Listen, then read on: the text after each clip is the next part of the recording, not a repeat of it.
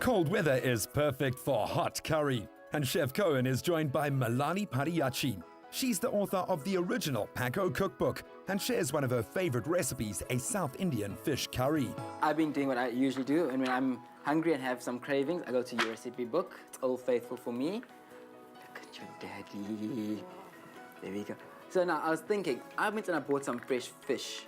I thought a fish curry would be spot on for today.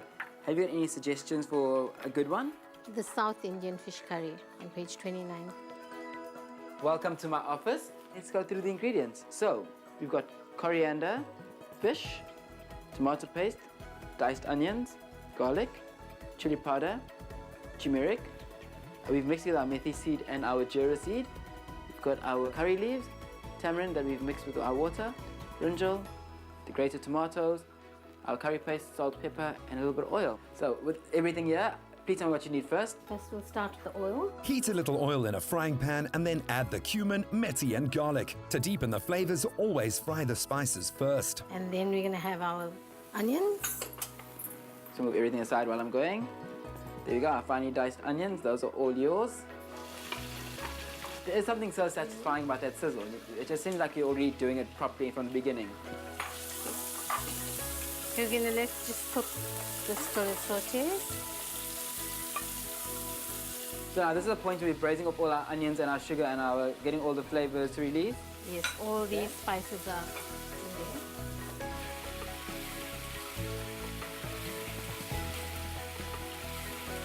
there. And now at this point, what do we have to do next? Then you're going to add in your curry paste. Milani adds 2 tablespoons of Pakco curry paste. Let it braise for a minute and then add masala and cook down. So now this stage of the curry is quite important because now at this point we have to cook up the masalas. Now I know those masalas need to be broken down so that they are not as abrasive and burn. But you were also saying something about the aromas? Yeah, but you just need to do it for a minute or so, all the aromas get together and the different spices that we put together will blend in. That's very important for components within curry. It's always not just the burn, it's always got to be those flavors that are building up, adding a whole compound of flavors, as opposed to just burn, which I think everybody generally just expects. It's a sign of a good curry. And at this stage, we're going to add in the curry leaves. These are the curry leaves over here. There we go. Mix it up and you'll notice a beautiful golden color. Now you're ready to start on the gravy. So All now, the spices are blended very nicely in. Okay. And we're ready for our next ingredient, which is the tomato. our tomato, such an important component in so many dishes.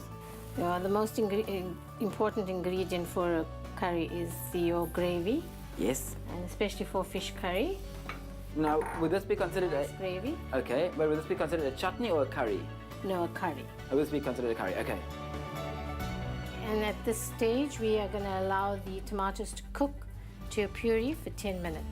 Next, add in the tamarind that's been soaked in water. Remember to remove all of the seeds. Then a spoonful of tomato paste and cook for another 10 minutes over a low heat so that it can thicken. Then season to taste with salt. Now we're going to add in the fish to this lovely gravy. Use a firm white fish from the sassy green list like hake. Okay, and then you just place the fish into the gravy. Okay. Then I need the brinjal. The brinjal. There we go. I'm just going to put this down. I'll use my fingers here just to place it in between. Okay, and you're just going to dot it in between the pieces of fish. Yes. I love how they've been trimmed. So they're starting to open like little flowers. Yes. Okay. And this is where the stirring stops. Here's a great tip to prevent the fish from breaking. Once it's immersed in the gravy, do not stir. Simply shake the pot gently from time to time. Okay, yes, gentle. I know. Then we're going to cover it and let it cook for about 15 minutes. Remember to SMS the keyword Pakco to 33728 for a list of the ingredients. Also find this recipe on Espresso's website. Let's see it again. Fry the spices with the onion.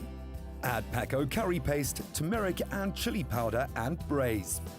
Cook tomatoes to a puree and cook with the spices before adding fish and brinjal. Simmer until the fish is tender.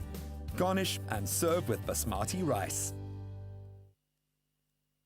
With Pakco Curry Made Easy, making curry is as easy as 1, 2, 3.